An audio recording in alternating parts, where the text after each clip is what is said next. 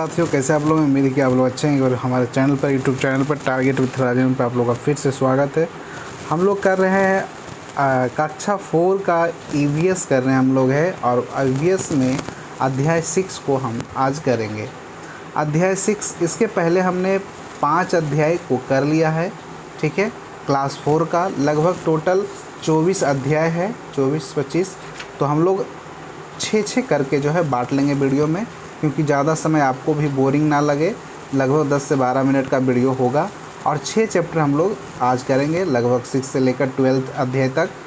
फिर हम लोग नेक्स्ट में वीडियो में करेंगे। तो चलिए देखिए, ईवीएस जो है हमारा 1 to 5 में काफ़ी इंपॉर्टेंट होने वाला है। यहाँ से प्रश्न बनेंगे ही बनेंगे, इसलिए आपको जो है प्रैक्टिस एमसीक्यू के फॉर्म में करते रहना है। आपको डेली 200-400 क्वेश्चन प्रैक्टिस करना है दोस्तों। आप कहीं से भी पढ़ रहे हो, यूट्यूब से पढ़ रहे हो या फिर आप कोई बैच से पढ़ रहे हो या सेल्फ स्टडी कर रहे हो, डेली आपको करेंट अफेयर्स नहीं, सोशल साइंस, ईवीएस, ये सारे मैथ, रीजनिंग, ये सारे चीज़ें आपको डेली प्रैक्टिस में करना होगा। चलिए स्टार्ट करते हैं देरी न करते हुए। तो हमारा पहला क्वेश्चन है, वह पौधा जिससे तेल निकलता है।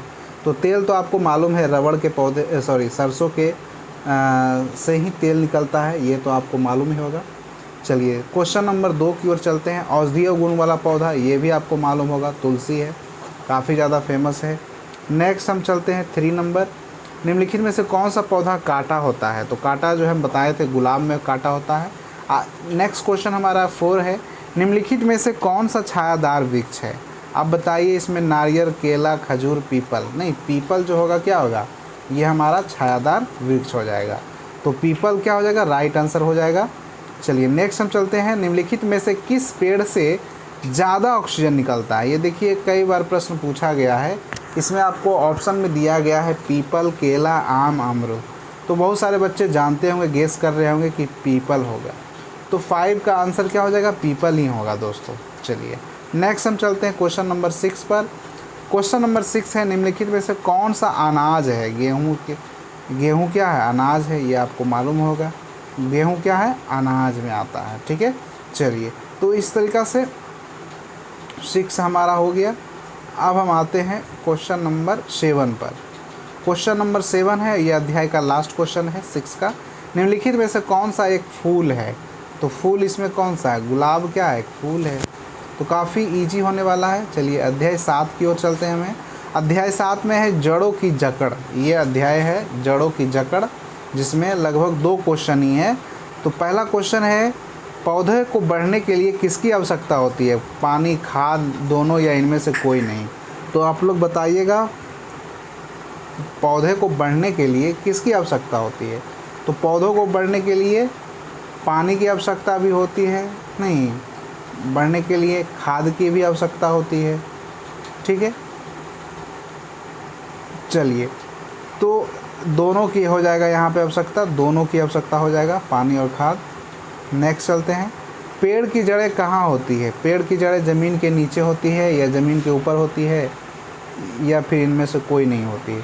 तो पेड़ की जड़ें ज़मीन के नीचे ही होती है। ऐसा कोई पेड़ बताइए जिसका ज़मीन के ऊपर भी होता, बरगद। चलिए अध्याय हम आते हैं 8 में। अध्याय 8 हम लोग करते हैं, देख तमाशा, ये चैप्टर का नाम है। इसमें लगभग 4 क्वेश्चन है, तो जल्दी जल्दी हम लोग निपटाते हैं। पतंग उड़ाने के लिए किसकी आवश्यकता होती है? तो पतंग उड़ाने के लिए पतंग चाहिए आपको, लटेन चाहिए, धागा चाहिए, ये सभी चाहिए।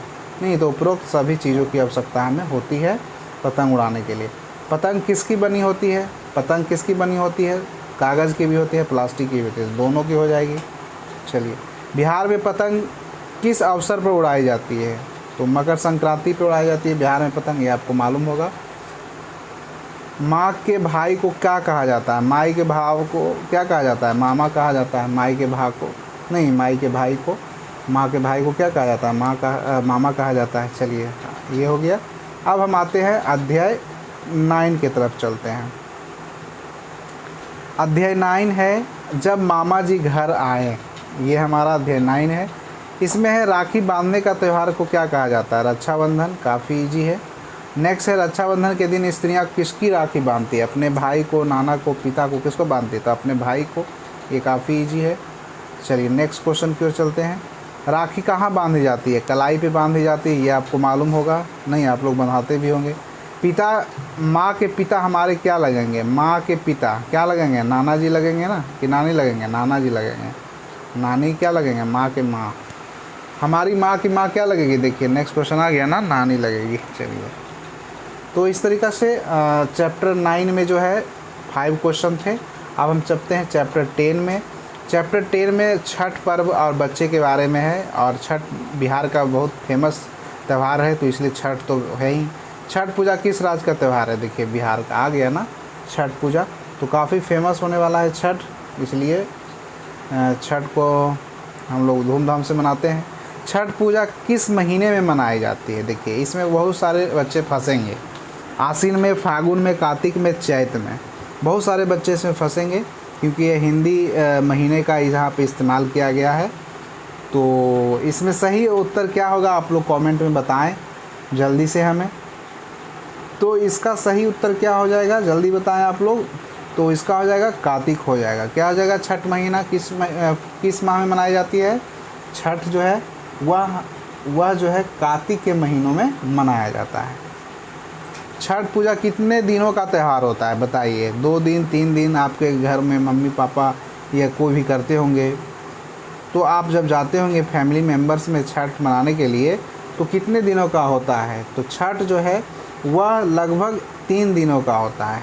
नहीं, खरना से स्टार्ट होता है, नहीं लोहंडा से 3 दिन होता है, पहली अरग, दूसरी अरग। और छठ पर्व में किनकी पूजा होती है? देखिए तो भगवान सूर्य की पूजा होती है छठ पूजा में, ये तो आप जानते ही होंगे। चलिए यहाँ पे आते हैं हमें 5 नंबर। छठ पर्व मनाने जो है छठ पर्व में बनाया जाने वाला प्रसिद्ध व्यंजन क्या होता है? क्या बनाया जाता है? मिठाई, खीर या ठेकुआ बनाया जाता है? तो ठेकुआ बनाया जाता है, ये सबको मालूम होगा। छठ में जो है ठेकुआ बनता है। छठ पर्व में स्त्रियां जो है कहाँ खड़ी होकर सूर्य को अर्घ देती है या अर्घ देती है? जल में, ज़मीन पर या मिट्टी में? तो जल में खड़े होकर देती है, ये आपको मालूम होगा। छठ जो है नदी, तालाब वगैरह में खड़े होकर सूर्य देव को जो है समर्पित किया जाता है। चलिए चैप्टर नंबर अध्याय 10 अब चलते हैं, 11 चलते हैं, 10 हमारा समाप्त हो गया। अध्याय 11 में हम लोग आइए जानते हैं आओ बनाए नक्शा। आओ बनाए नक्शे में हम नक्शे के बारे में बात करेंगे। नक्शों में खेतों का किस रंग से दर्शाया जाता है? बताइए नक्शा में जो है खेतों का जो है रंग किस में दर्शाया जाता है? ये बहुत ही अलग क्वेश्चन है, ठीक है। यहाँ से बच्चे जो है गलती करेंगे ही करेंगे, तो आप लोग बताइए जल्दी से। पीला का इस्तेमाल होगा, लाल का या हरा का या काला का नक्शे में? तो हमारा हो जाएगा हरा हो जाएगा। क्या हो जाएगा? हरा। हरा जो है वह नक्शे में खेतों के लिए जो है दर्शाया जाता है, खेती वाला भूमि को। नक्शे के ऊपर कौन सी दिशा होती है? बताइए नक्शे के ऊपर वाला जो है उस पर कौन सा दिशा निर्धारित होता है? उत्तर होता है, पूरब होता है, पश्चिम होता है, दक्षिण होता है, उत्तर होता है? तो उत्तर होता है, ठीक है, इस तरीक़ा से। तो ये हमारा नॉर्थ हो जाता है। चलिए नक्शे के जो है क्वेश्चन नंबर 3, नक्शे के नीचे कौन सी दिशा होती है? तो ये आपको मालूम होगा, नक्शे के नीचे दक्षिण दिशा होता है। नहीं, इस तरीक़ा से आपने पढ़ा होगा, नहीं नॉर्थ, साउथ, ईस्ट, वेस्ट नहीं आपने पढ़ा होगा। चलिए नेक्स्ट चलते हैं। नक्शे में दाईं ओर कौन सी दिशा होती है? नक्शे के दाईं ओर, देखिए ये नक्शा मान लीजिए तो दाईं ओर का रहा है, तो दाईं ओर इस ओर का रहा है, तो इस ओर कौन सा होगा? ईस्ट होगा। इस ओर कौन सा होगा? ईस्ट होगा। तो ईस्ट हमारा पूरब हो जाएगा, इधर हमारा वेस्ट हो जाएगा, इधर हमारा नॉर्थ हो जाएगा, इधर हमारा नीचे साउथ हो जाएगा, ठीक है। चलिए नक्शे में बाईं ओर कौन सी दिशा होगी? तो अभी हम बात कर रहे थे बाईं ओर, तो बाईं ओर हमारा वेस्ट हो जाएगा। नहीं, वेस्ट क्या है? पश्चिम हमारा है।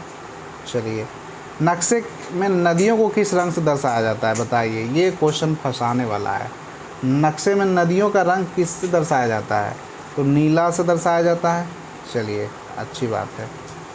नक्शे में पहाड़ों को किस रंग से दर्शाया जाता है? बताइए, भूरा कलर से दर्शाया जाता है। चलिए अच्छी बात है, आप लोग जानते हैं। तो इस तरीक़ा से जो है अब हम चलते हैं अध्याय 12 पर। अध्याय 12 हमारा जो है वह शुरू होता है अब 10, 11 के बाद 12। चलिए अपना प्यारा घर अध्याय 12 6 करके हम लोग कर रहे हैं। 6 चैप्टर आज कर लेंगे 6 से 12 तक, उसके बाद हम 12 के बाद फिर आगे करेंगे नेक्स्ट वीडियो में। तो अध्याय 12 में हम लोग देखते हैं अपना प्यारा घर से है। चूहा कहाँ रहता है, तो चूहा कहाँ रहता है आप बताइएगा आप लोग। चूहा जो है वह बिल में रहता है, सबको मालूम है भाई। उल्लू कहाँ रहता है, उल्लू कहाँ रहता है बताइए। बिल में रहता है, नदी में, पानी में, पेड़ पर, तो पेड़ पर रहता है। उल्लू कहाँ रहता है जी, पेड़ पर रहता है। बुलबुल अपना घोंसला किस पेड़ पर बनाता है बताइए तो जल्दी से।